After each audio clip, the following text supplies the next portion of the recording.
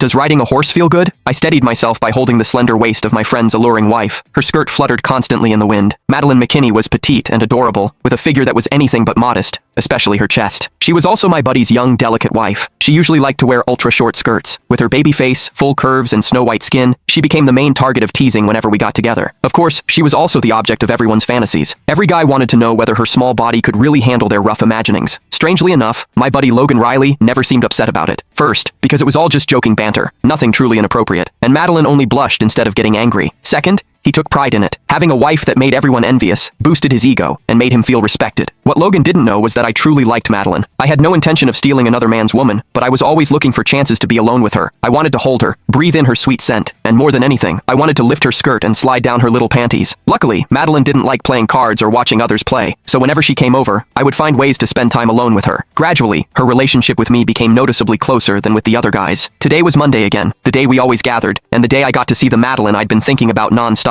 The guys were already seated and had started playing cards. Their girlfriends or wives either sat beside them watching or scrolled through their phones. Only Madeline kept glancing around, clearly not wanting to sit there. I quickly stood up and told everyone I had a writing lesson today and needed to go prepare. No one really cared. They were all busy drawing and playing their cards. Only Madeline looked up at me, her eyes carrying a hint of anticipation. Anyone want to come take a look? You can ride a horse too, I added casually. I do. I'll go. It's so boring here, Madeline said at once and stood up. No one thought much of it. She had always been lively and playful. Let's go. I gestured to her, and she followed happily. Madeline walked in front of me. Her figure was full and curvy, and every step made her skirt lift and fall again. My eyes never left her hips. I kept hoping I'd catch a glimpse of her panties. I wondered what kind of girl this cute liked to wear. Connor, is riding a horse fun? I've seen them a few times before, but they're so tall. I was afraid they'd kick me, so I never dared to try. She suddenly turned back, clearly waiting for my answer. Of course it's fun. When it runs, the feeling is amazing. I'll teach you in a bit. Ha, this was promising. Since Madeline had brought it up herself, I'd take advantage of the moment on horseback. I quickly fitted the horse with a double saddle and led the tall chestnut horse over to her. Wow, it's so tall up close. Madeline stared at it, her eyes sparkling. Come on, I'll help you get up and try. I took her hand and led her to the stirrup on the side. Before she could react, I grabbed her left ankle and placed it into the stirrup. Connor, I'm not ready yet. She grew nervous all at once, but I didn't give her time to hesitate. Push with your right foot. Step into the stirrup with your left. Up! As I spoke, I supported her by the hips and lifted her onto the stirrup. Through the thin fabric of her skirt, what met my hand was soft and springy. I had to admit, Madeline wasn't just well endowed in the chest. Her hips were just as tempting. Then I lifted her right leg over the horse's back and settled her onto the saddle. In the instant she swung over, her skirt flipped high into the air. White thong panties. Two round snow-white cheeks of her bottom were exposed right before my eyes, with only a tiny strip of fabric at the center. So sexy. The chestnut horse snorted loudly and paced back and forth. Ah!